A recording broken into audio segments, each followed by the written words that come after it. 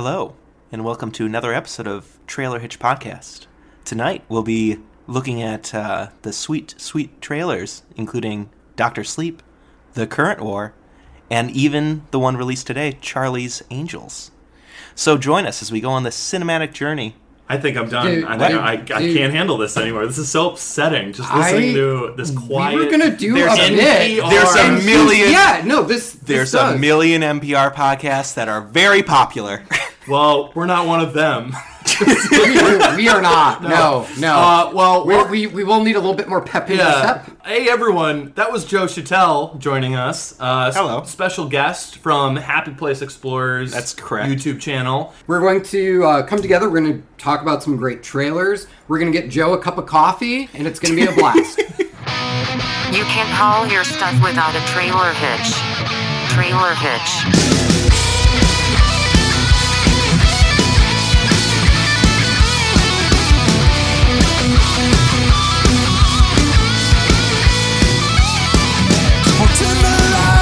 Grab a seat, pour yourselves a whiskey neat. It's time to judge the shit out of these future releases by the movie trailers. We're Trailer Hitch. This movie might totally suck, but the whiskey sure is going down fine. Yeah, we're Trailer Hitch.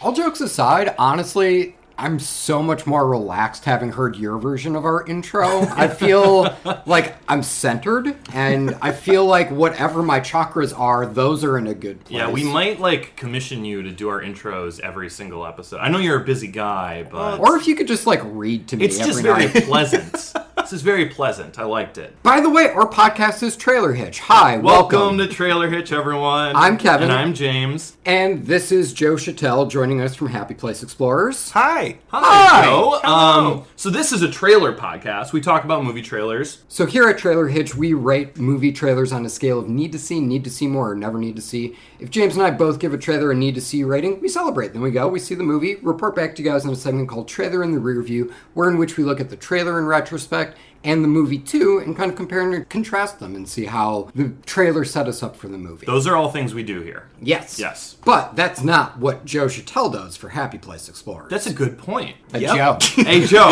why don't you explain Happy Place Explorers? But also remember, keep it funny, because we're a funny podcast. Yeah. And it's, we're funny. We're funny. Trust me, we're funny. Make it funny. But, don't try too hard. Good luck. That noise is all the funny I've got. It works for me. Real quick, Happy Place Explorers is a new theme park podcast. It's me, my wife Michelle, and our friend Jordan, and we go around to theme parks in the SoCal area and try and take you to that happy place. I love it. Yeah, you coincidentally, explore it, yeah. Correct. And we That's right. It's exploring the happy place. Yeah. So that's the goal. Anyway, I'm here today because one of those happy places happens to be Universal Studios Hollywood. And they just happen to be launching a new ride called Jurassic World, the ride. It's coming out now. Yeah. By the time you're listening to this podcast, it's probably going to be... go on the ride. Yeah, you can go. We're probably. pretty sure. Probably. Yeah, we put her probably by. But it looks ready to be open. Yeah. So they did something unusual, and they made a literal trailer for their ride. Mm-hmm. Thus, today I'm joining you on Trailer Hitch. A beautifully made crossover, stars aligned for it to happen, 600 million years in the making. Right? Did I nail that, or did I screw that? 60. God. Wow! No. I'll just go around it. No, we're not going around this, man. Joe is coming to us from a family podcast. We're not going to be being cursing. Extra PC today. Okay, so we bleeped that, right? Yes. I'll be good, I promise. I'll be real good. I don't know. First person to break the rules, the person who told us we can't break the rules. Swear. It's fine. It's good. 60 million years in the making. Mm-hmm. Cool. Let's dive into this Jurassic World phenomenon. Run! What was that? Run! Run!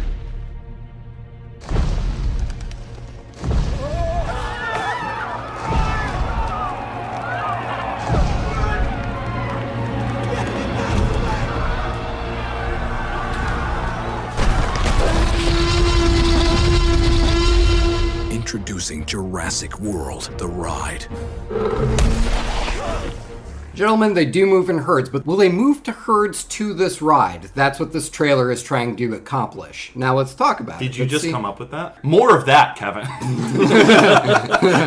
This was the trailer for the Jurassic World ride. Correct. Me. Jurassic That will be World, coming yeah. to the LA Universal theme park. Yes. Now, it's kind of interesting to talk about trailers for theme parks on this podcast. This is fertile ground for us. We haven't really done it because it is exceptionally hard to make a trailer for a theme park ride. Correct. Because if you are to show me a lot of the ride, well, then I don't got to go on the ride anymore. So there is this weird balance you have to do in your marketing for a theme park ride, wherein which it's kind of sell you on the idea of it, but don't show too much of it because otherwise it negates having to go on the ride. I think the inherently hard part of Jurassic World is Jurassic Park was already a ride. Yes. So Very much everyone so. knew, even now, you know the ride layout pretty much. Right, because they're essentially refurbishing it. Basically, and then yeah. slapping a new name on it. And that's and yes, Right? 100%. Okay. And that's what it was going to be, and that's kind of what it still is, but they've definitely done a lot more to it. You could say they spared no expense. Leave the quips to Kevin, okay? This is our podcast. Just don't try so hard. Good. I'm sorry, Joe, but what the heck? Good golly. For Pete's sake. But the ride is it's definitely more than just a paint job. Like they have Well, they've added full scenes. Yeah. They've Oh, added interesting. new architecture to it. There's screens, right? Well, for one section of it. See, that's a big concern, have though, to- because you don't. okay. All Universal rides are like becoming just screens, and everyone keeps getting upset because it's just screens. They don't do anything with the animatronics anymore. Yeah. You gotta do I a mean, mix of both. I think- Or really, they should have been no screens. But yeah, they do a mix of both. Yeah, for sure. And that's kind of interesting you say that because really the only snippet of the ride we see in the trailer is right in the last 5 seconds. Correct. You see the people on, it's still like the boat Yep. mechanism that was used for the Jurassic Park ride. But now it's an aquatic dinosaur that goes by the name of... A mosasaur? All right, A mosasaurus? I'm you gonna gotta trust you. say it with the question mark at the end. Oh, is that the proper a pronunciation? mosasaur? Yes, the one. Really, let people feel your confusion in that last syllable. Yes. The whale dinosaur. Yeah, from it kind of comes out and cracks the quote-unquote glass. But Correct. I would have to assume it's not a real dinosaur. That's probably accomplished by a screen. Yes, and the way I understand it's going to work is they claim it's technology that's never been seen before in a theme park, which is probably true, but it's probably a variation of something we've seen before. But yeah, my understanding is that will be the effect. It's going to look like you're in a murky underwater aquarium, and then this thing's just going to come out, and it's going to be like a pop scare on this ride, and in theory would crack the glass and scare everybody. Sure. But like that's the first big thing. And just to give you perspective, if you know the ride, they've enclosed the Ultrasaur Lagoon. So like where all the long neck dinosaurs were like up, they've covered that, and now that is this area. So like that cool opening moment where the gates open and you see like the Brachiosaur lift its neck and all that stuff. Yeah. That's gone. They put it inside of a building, and now it's this screen little scene. So is everything in this ride enclosed? Like I said before, it's not. No, You just sure? just this section, and then the section that was from the previous ride. The is still, end. yes, The end of the ride. The end of the ride is Which still- we can talk about in a bit. But okay, I mean, I'll have to take your word for it until I can go on it. But that was magical. Like I know. getting on Jurassic Park the ride, going through the gates, and you're outside, and it's Los Angeles. It's almost always a beautiful day outside, and you see these animatronic long neck dinosaurs just lift their heads, and it really was magical, and everyone loves that ride from the get-go. I remember like the first part of it being kind of serene in some Yes. ways. It's you looking at all these nice and pleasant dinosaurs, and then by the end you got to like go down this really steep dip Yeah. to avoid a velociraptor, or was it? It was a T-Rex. T-Rex. It was. Tyrannosaurus Rex. It was. Should I throw in the questionable inflection at the end of Rex? No, we're pretty confident in that one. Got it. Cool. No worries. So yeah, and definitely from this trailer, I'm getting the impression this is going for more audacity, I Yeah. guess. Yeah. And I mean, not even just what you see at the end, but but the entirety of the trailer is everyone in the Universal lot is being chased by a giant T-Rex. Yeah, let's dive into the trailer itself. So it's mayhem from the get-go. Yeah. And it's a really well-produced teaser, I think. It's shot really well. I mean, it's on the Universal studio lot. It's a good old-fashioned, slow build's not the right word, but like it starts with not revealing what's causing all this. If you didn't know it was a Jurassic World trailer, you wouldn't 100% know what you're looking at because it's structured like a movie. Yeah. Yeah. If you see that in a movie theater, you're going to go like, ooh, what's this for? Yes. And then you would be disappointed because it's like, oh, that's a theme park, not a movie. I'm in a movie theater. You should be advertising movies to me. I mean, don't give away how you felt about the trailer. That's how our audience is feeling right now. Us talking about a ride that they can't go on. Some of them are in the LA area. Yeah. Or they can travel. No, I thought it was really cool though. But instantly, you know something's wrong. There's the rumbles, the iconic like thump thump thump. You know, a giant dinosaur is coming towards you. Everyone's not entirely sure what's going on, and then everyone starts running, and it's great. You go from Western. You see an astronaut cut through the Western scene. You see like mummies and stuff, and then you get a turn of the camera, and it's a film production crew, like the director's like, where are you going? Oh crap. And then he starts running too. You see like a crafty coffee cup fall down. It's like, is that the same coffee cup from Game of Thrones? I don't know. That would be funny. But it came out. Yeah, I nailed it. I thought of that joke so long ago. I was so excited to tell it. I'm happy you told it. It's okay. No, it's okay. No, it's not. I'm so embarrassed. Some sort of inside joke has just happened that I missed. No! That was organic? Yeah. Oh, this was like, you know, the coffee cup. Oh. The terrifying thing is everything that happens on this podcast is organic, man. I really shouldn't spend any more seconds on this, but I'm going to explain it anyway. Please do. In the teaser, someone like... there's like a close-up of a coffee cup being like dropped. Correct. And so you can see... And then I was like... Oh, what if it's the same coffee cup that was seen in Game of Thrones? And that was the extent of it, and then I decided to word vomit. If we can talk about that shot real quick. Sure. That shot's awesome because the coffee cup falls, but it's meant to see there's water on the ground, and it's meant to see a reflection of the T-Rex. Yes. There's a couple of those. I didn't notice at one that. point where the astronaut turns around, and you can see the T-Rex in the reflection of his visor. Correct. Yeah, I didn't notice that. I noticed the coffee cup. I feel like stick around for the post-credit scene. We'll try and workshop the bit then. All we're saying is that this teaser has rewatch value. Mm-hmm. That's all we're saying, is it's well made. And then anyway, it eventually ends with the entire park being chased out, and then a T-Rex coming through and bursting through the archway of Universal. Like the real iconic archway, just kind of busts through it. Of the theme park. Yeah. And roars. And roaring. Yeah. Yeah. And you could argue that the VFX in that shot alone look better than a lot of what's in Jurassic World.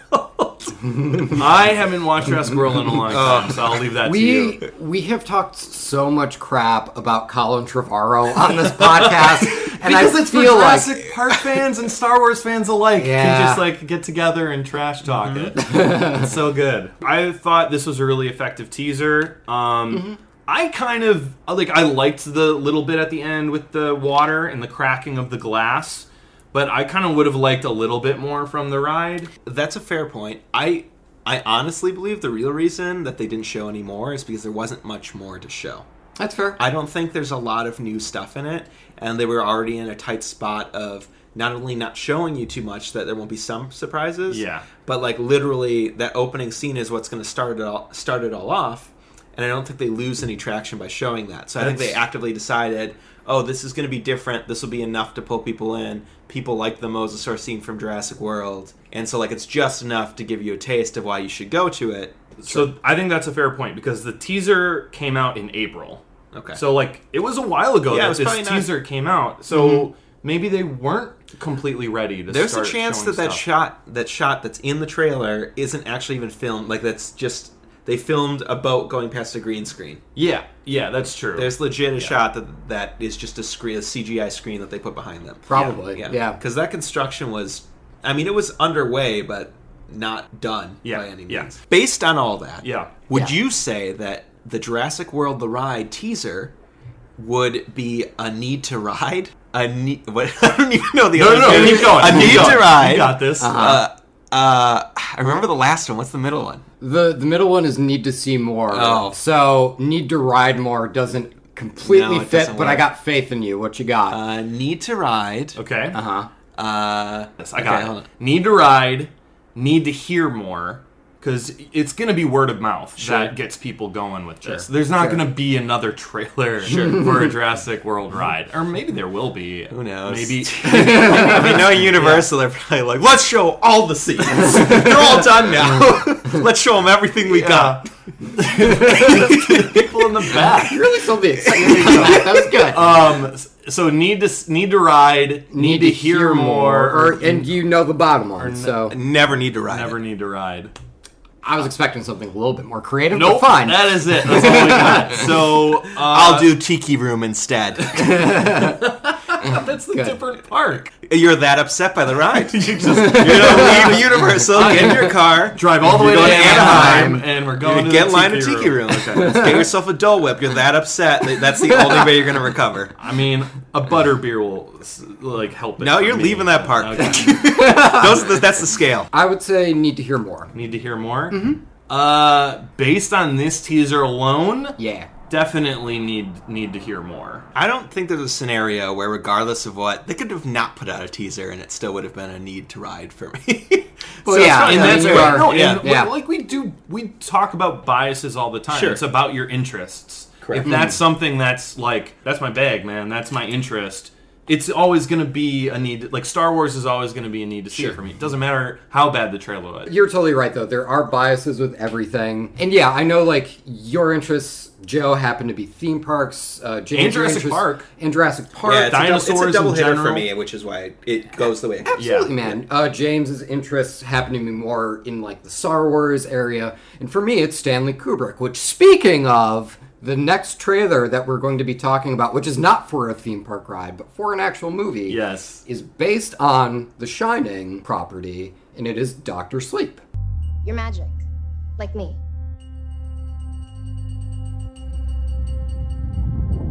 I need you to listen to me. The world's a hungry place. A dark place. Hi there. I only met 2 or 3 people like us. They died. When I was a kid, I bumped into these things.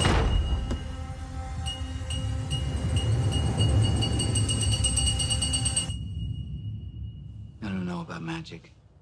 I always called it the Shining.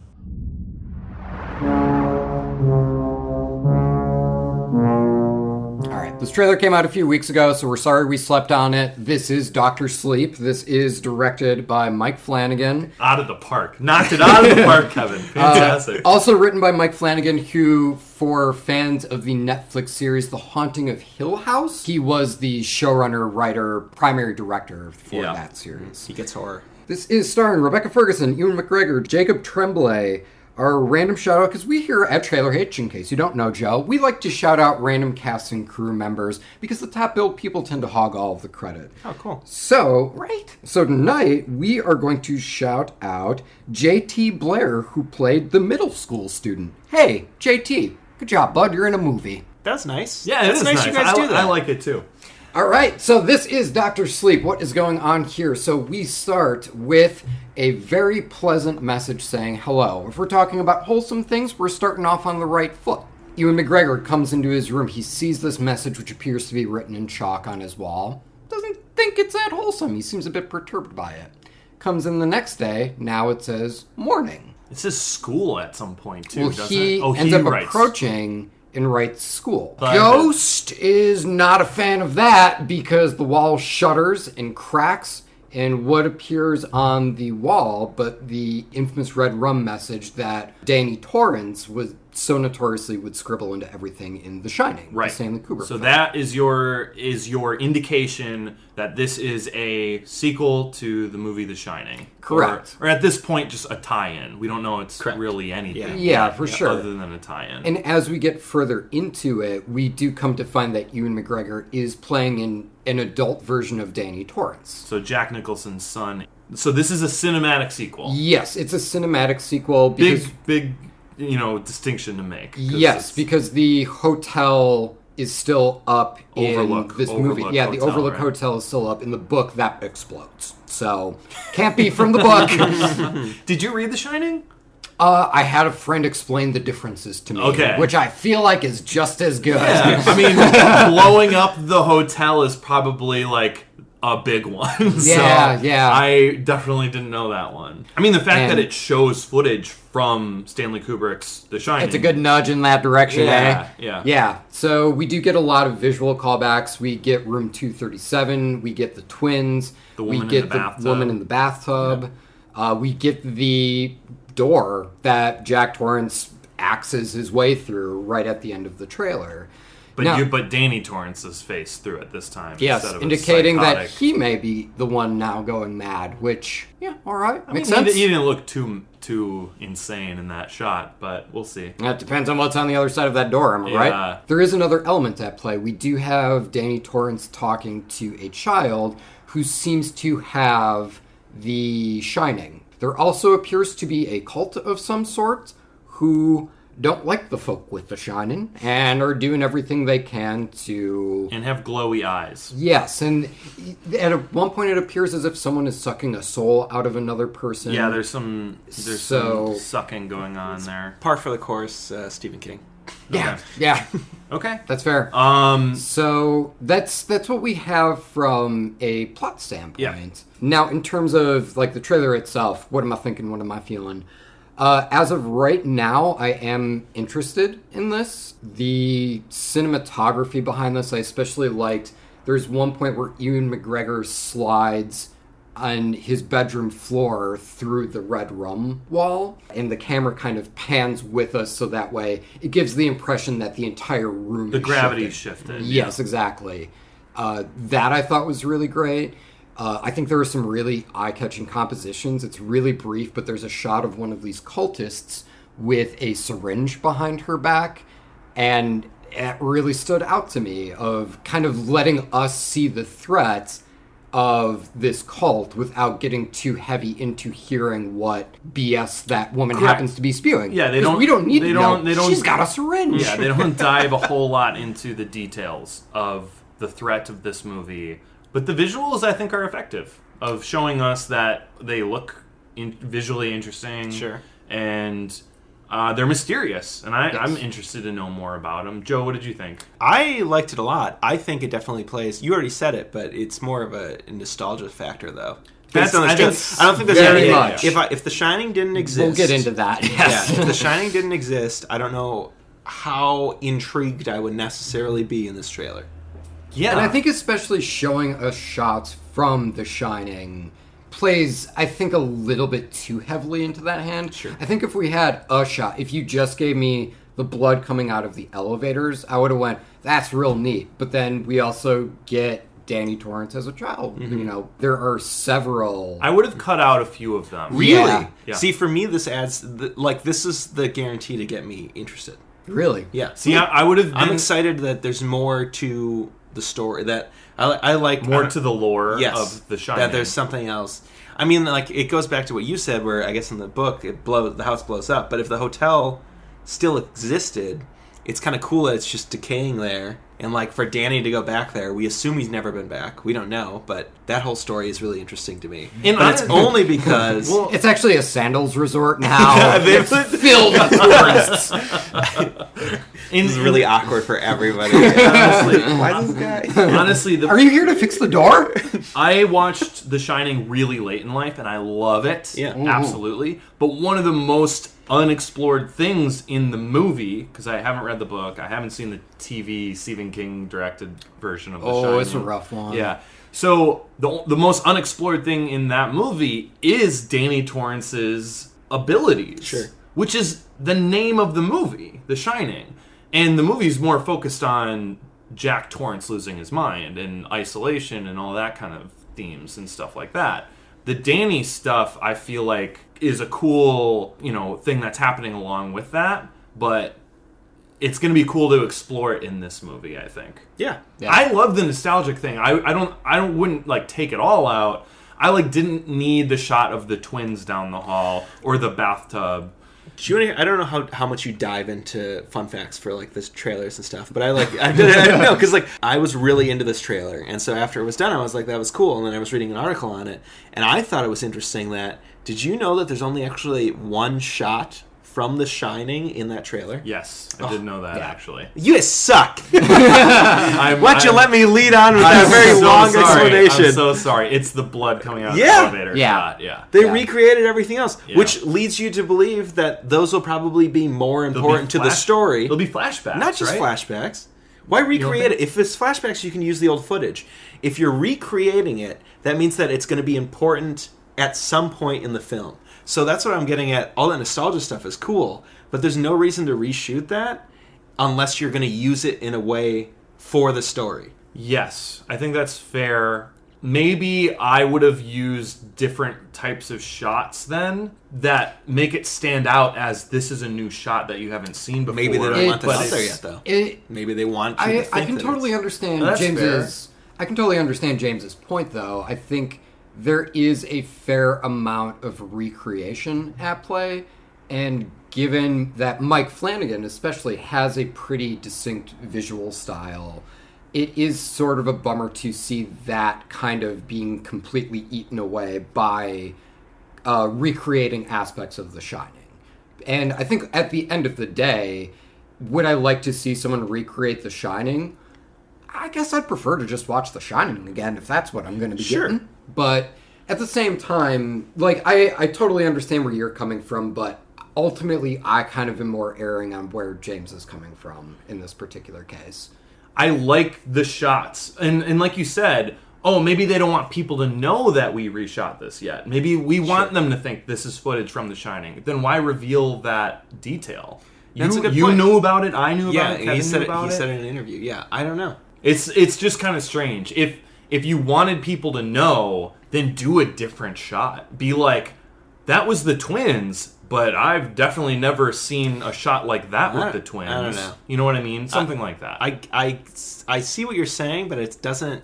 All it does is enhance the trailer for me, I guess. I will say that I am really confused by the cult presence in this, and specifically, I don't mind the fact that they appear to be icing a child in the trailer, but what they're doing necessarily, again, I'm trying to draw a lot from a little. So you see someone get what looks like a soul sucked out of them. Sure.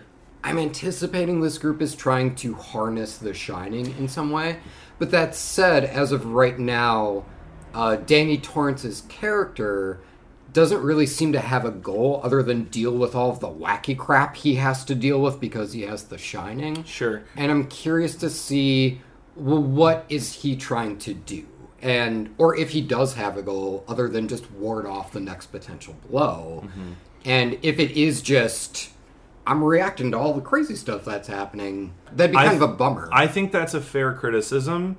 I didn't need it. I thought the visuals were cool enough and it was mysterious enough for me to know it's not just a nostalgic trip to The Shining. There is that aspect, but there's something new. I don't know anything about it yet, but it looks cool. They're essentially like Dementors, just sucking the soul out of people. Sure. I loved this trailer. So that's a need to see it for me. Okay. Yeah. I am probably at a need to see more now. I'm definitely intrigued to see more, but I think just getting a little bit more connective tissue between Ewan McGregor and how the cult factors in, or what is Ewan McGregor doing? Because the only thing we really see him do at this point is make contact with the other child who he's talking to on the park bench. Yeah. And I guess he goes to the hotel, but it's a Shining spinoff, baby. You know he's going to do that. How about you, Joe? How are you feeling? I'm going to see it, but it was all because of if I'm looking at it just purely as a trailer, and again, if I didn't have really I love The Shining, so if I didn't have that backing it as much, I think I would probably be a need to see more as well. Just because I would like to know, I think it is an issue that you don't know any of Danny's motivation at all, or even who he is, besides the fact that once you see a shining thing, you're like, oh, that's the kid. Well, he's a doctor. I was about to say, should we guess he's a doctor? He showed up in scrubs in one shot. The movie's called Dr. Sleep, and he's just got that doctor charm to him. Sure. It's a need to see more in terms of a trailer. Totally. But just subject matter in general, it's a need to see. Well, That's totally fair, man. Well, you can just say, like, I'm gonna see it. Yeah, but I'm going to see it. I rating would this rate at a it need to as see a more. trailer. I would rate it as a need to see more. And honestly, that's what we kind of try and strive for here is we're looking at this as a trailer. Yeah, and what do we think of the trailer? And there have definitely been movies that I went and saw opening weekend where I would give a trailer and never need to see. Sure. Just because, that trailer I think is particularly rough. But I'm going to go watch that thing right now. Makes total sense. Well, you're both wrong, but that's okay. We should move on to the next trailer. Joe, I'm just going to say, even with not cursing, I think I'm preferring you a little bit more as we go on with this. And if you ever want to stay... I'm pretty excited to be here. I've been a loyal subscriber for a long time. So. Whoa! My man! This happens once an episode on Trailer Hitch. What? We do have buzzwords. We have a when buzzword. Guests You come said on. a buzzword. Most of Joe. the time, no one says it. This is so exciting. I never win anything. The buzzword today was subscribe. Subscribe? Yep, Yeah, and you said it. you got it, bud. You nailed it. I'm just, this never happens. I never win anything. Yeah. What happens? You have to leave. Yeah, you're gone. What? Which works for me, because you pissed me off. Yeah, I'm actually... I'm sorry. I was really excited because this finally happened. I am really bummed it's you, though, because I was vibing with you. I'm sorry, man. What? Yeah, you have to go. It feels like a bit, but, like, you have to leave. Genuinely. Though. Yeah. Oh. I'm really sorry. I really appreciated you being on the show, though, and I promise we'll plug your YouTube channel at the end. You won't be here, so you can't micromanage me. But I can't talk about Charlie's Angels. Nah, we're really sorry, man. You shouldn't have said subscribe. I don't know what to tell you. Yeah, there is that. I'm sorry. All right. Well, thanks for having me. Oh, on. here. I'll take your drink. Yeah, I'll just pour it into mine. Can I? Nope. Oh. What, you want a road whiskey? Get out of here. What are you doing? All right. Bye, everyone. No. I'm serious. Go. You gone? He's gone. All right. He's gone. That was really unfortunate. You hate to see it happen. I mean, rules are rules, right? I know. Like it's just... We had to do it?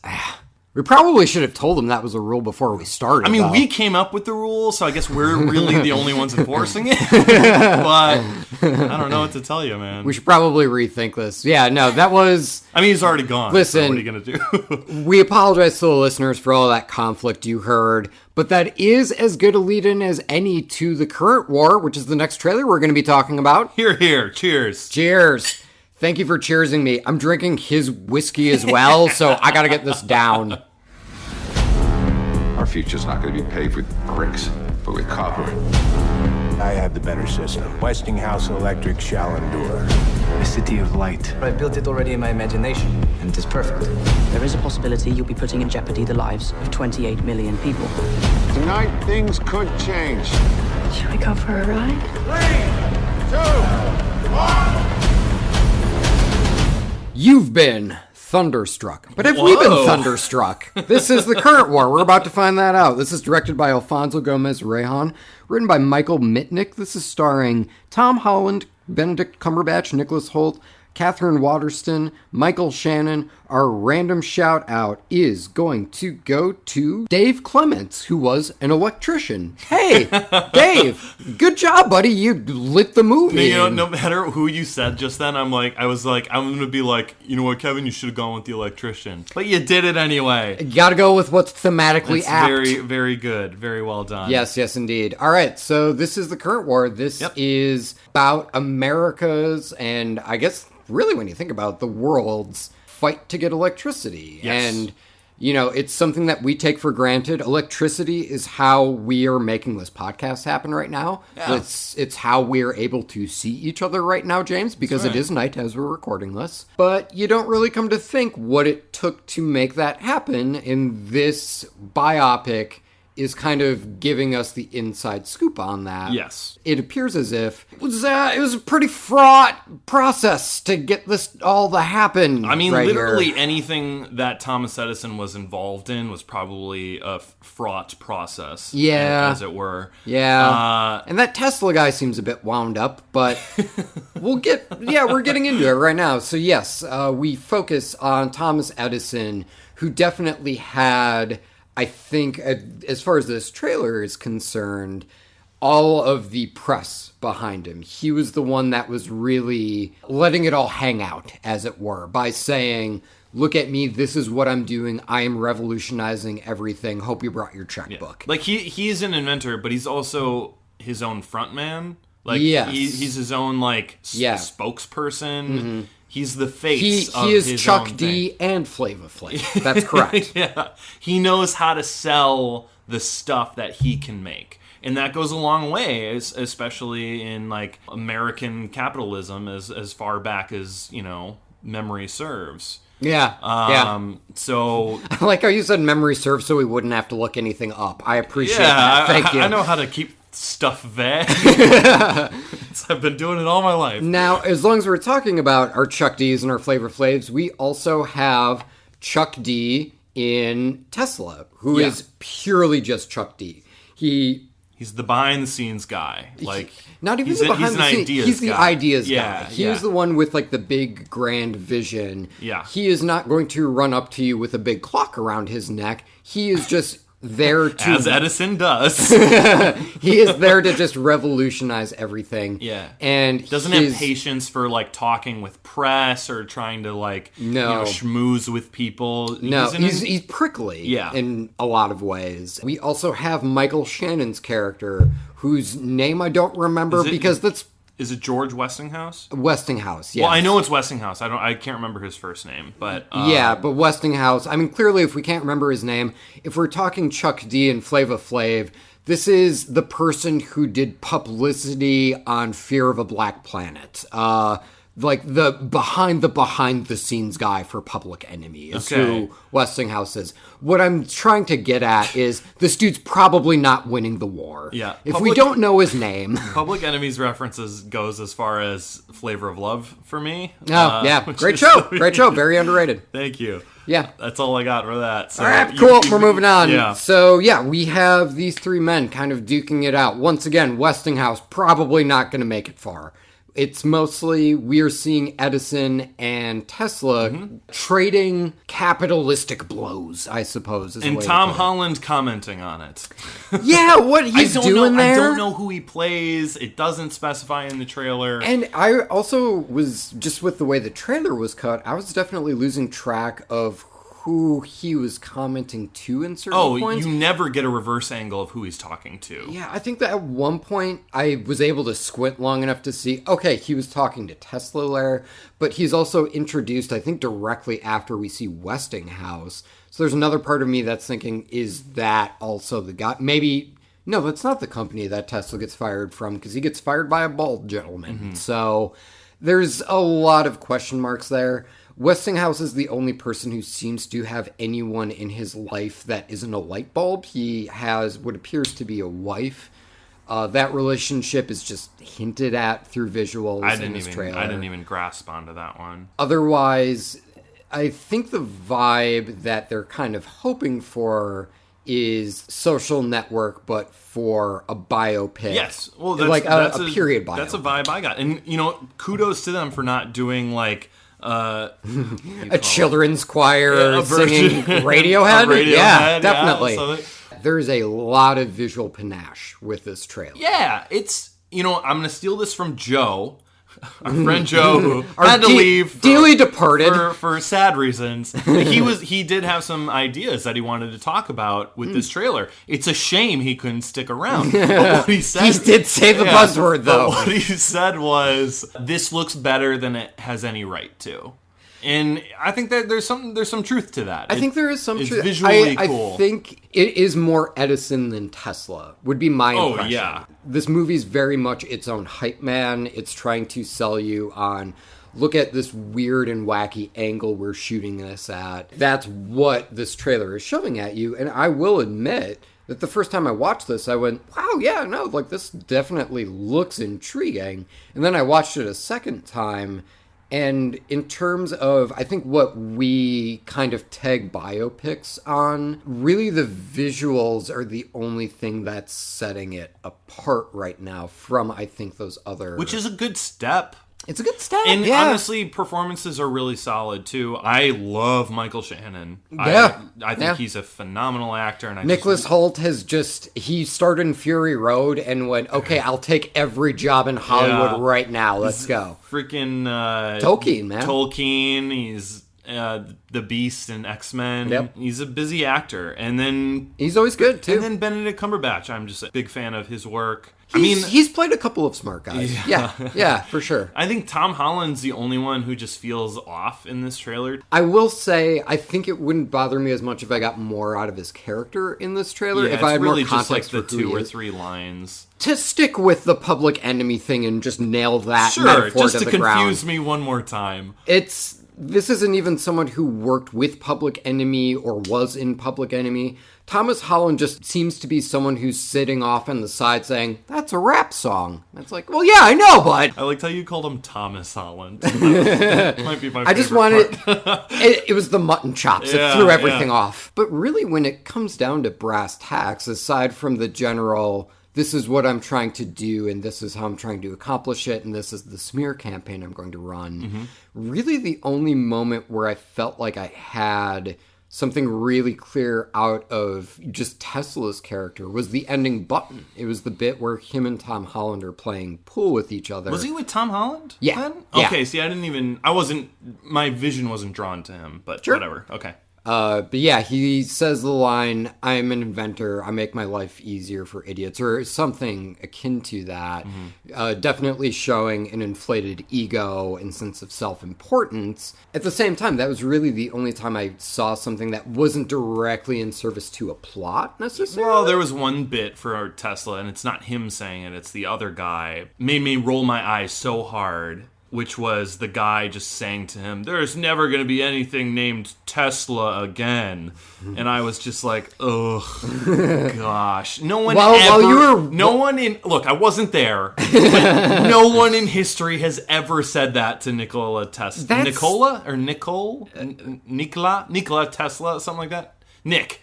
Good old Nick. Nick Tesla. No one has ever said that to him. Yeah, you're 100% right. It's very much a line that just exists to be in a biopic. Yeah, it's the only line I disliked. All of them, and maybe it's the fact that they were delivered well. Benedict Cumberbatch is a good, Everyone's engaging a great actor. Yeah. So, like, every line he said could have been cheesy in a lesser actor's performance. I did like, there was one line that I've already forgotten who Michael Shannon is playing. Westinghouse. That's how little he's going to factor into. Westinghouse. So yeah, he has the line where it's like, if you want to be famous, you can just shoot a president, but if you want to leave a legacy, do something to benefit society. Cool. Awesome. Cool line. Awesome line. Something I will shout out in particular that I really loved about this trailer, I think the score is great. Yeah. So this starts with, of its time, orchestral score, and it's specifically doing a staccato rhythm. And then as we get to, I think maybe a third or halfway through the trailer, it switches to a more anachronistic electronic sound, but it specifically sounds like a current kind of whipping in and out of frequency. I just thought it was so cool. I thought it was really effective and interesting and different. And I think the only thing that could have made it better was 2 cellos playing Thunderstruck. With a bunch of kids singing along.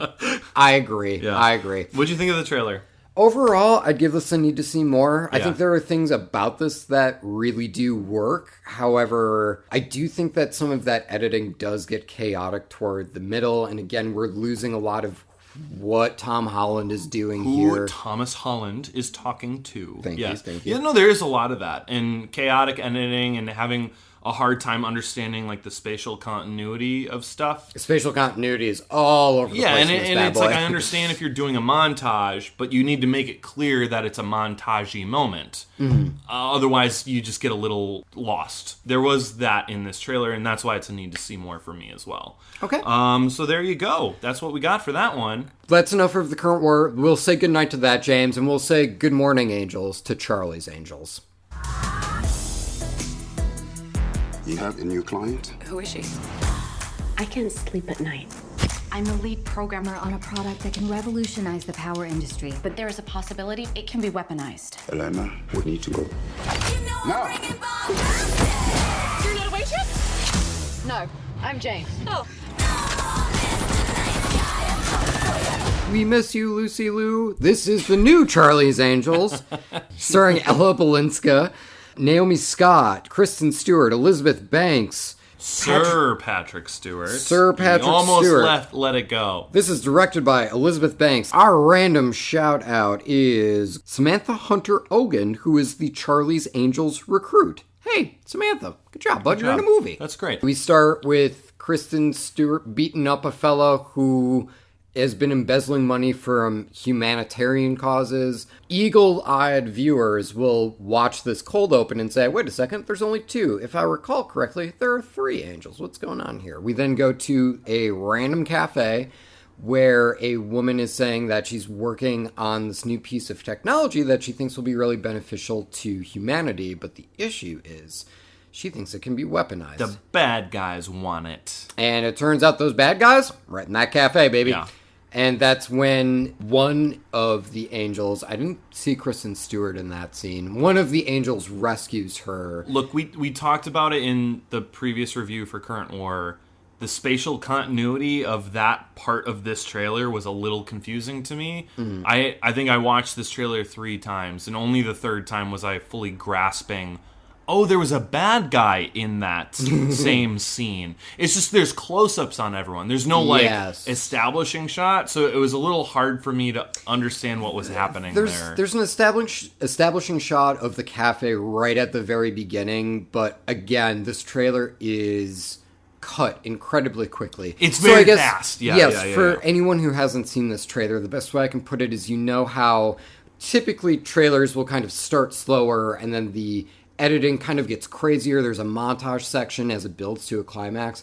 The entire trailer is edited like it's that crazy climax in most trailers. Yeah, with small breathing moments. It always comes back to that quick editing style. And I think it's effective most of the trailer. It's just that one scene, Naomi Scott's first scene, where it's like, there's a bad guy amongst us, and they grab a gun, and they're in a car all of a sudden, and they ran and punched, and I'm just like, what just happened in the last, 5 seconds? Well, I missed it. I missed it. Yeah, and if we're talking about stuff I missed, I don't know if you catch this, man, because the implication I'm getting is woman gets rescued, and then I guess they just recruit her? I think I was losing track on how this third angel kind of came into play. Then that'll be established in the movie. I can sustain my disbelief for now that, sure, she got wrapped up in it and is the new agent. Yeah. I didn't really need an explanation right now as to why she's qualified. if that's where you're going with it. It's not necessarily why is she qualified. I think I'm just thinking from, let's say that you were a programmer, my man, and you were developing something Long shot, okay. You were developing something, and then one day a bunch of people shoot at you in a cafe, someone pulls you into a car. There are miniguns on top of cars. It's some definite 60s Bond stuff going on. Yeah. And then you're brought out into a field and they look at you and go, all right, you're a spy now, buddy. I don't know. I guess I just found it sort of strange that she went along with it. Well, I'm saying that I don't need it in the trailer because I'm assuming there's better connective tissue in the movie. Now, that's an assumption, which might make a donkey out of me, which is how the saying goes all the time. Yes. That's just me, though. I can make that jump, but I do understand that it is kind of a jump for a trailer, especially when we establish that she's just a tech woman. That's her shtick. And bear in mind, I don't mind the fact that we're bringing, oh, okay, you're clearly going to be the tech person in the Angels, but not giving me any of like the character aspects, I just find really interesting because the trailer specifically is trying to sell me on like this wham bam story. And I guess without the details of that story, but trying to cram a lot of the story into this, I'm not really getting too much out of the trailer. There were certain things that I wasn't grasping. But the fact that I gave it the time of day to keep watching it, there is stuff in there that made me want to watch it again, give it another shot. This one was actually entertaining for me to rewatch, even though I had issues with it. Let's talk about some things that did you like anything in it? I did like there's a second closet joke. That was good. Yeah. I do find the world itself interesting. I liked Naomi Scott's bewilderment of the world that she's being thrown into. I think that is an excellent tool in a movie where you need to get an audience caught up real quick. I really like those touches with her character. She definitely seems like she would be a good comedic foil to the two other agents who are clearly far more trained. Yeah. Not that I have assigned this, but Kristen Stewart has been known amongst the internet for being not the most like emotive of actresses. Expressive, yes. I know that's not the case. I've seen her in stuff that I'm just like, that was really excellent. Yeah. I think this is an excellent example of, look, she can do multiple different kinds of facial expressions.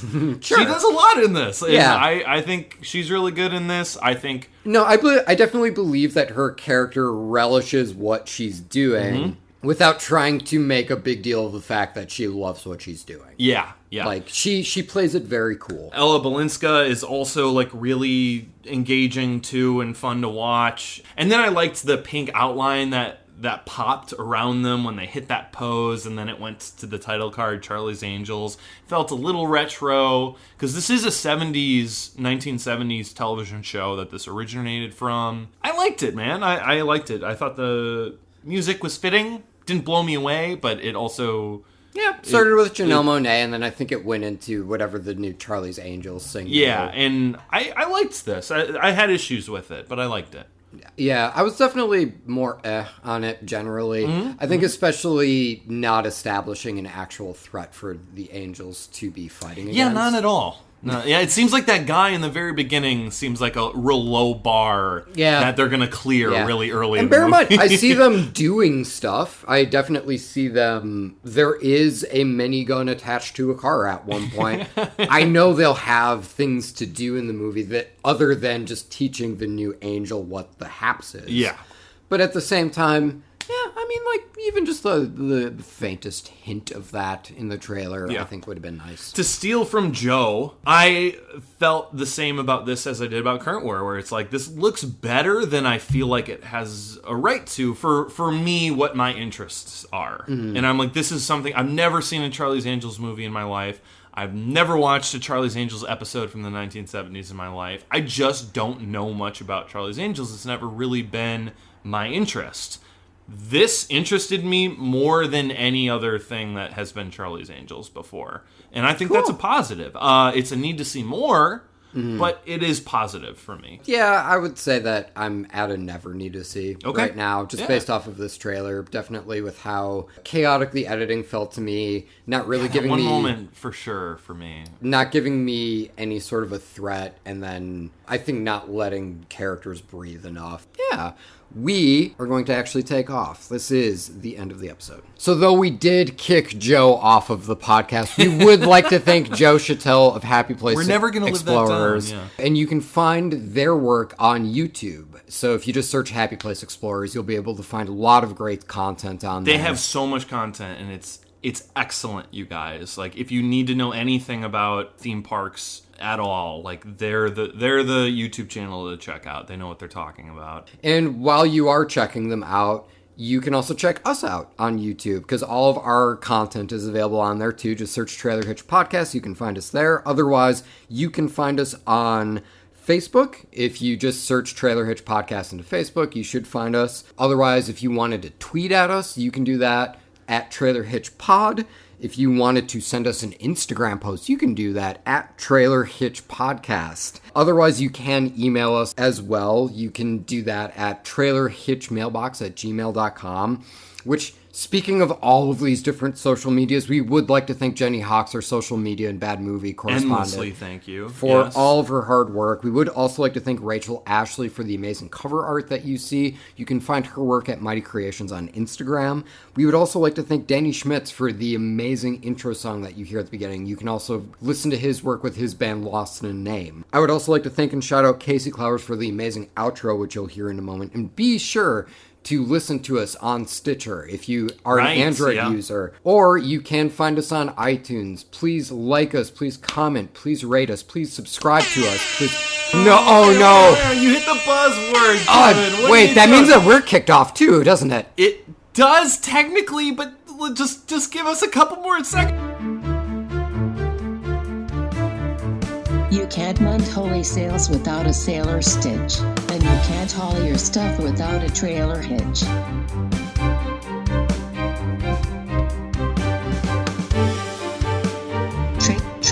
Trailer hitch.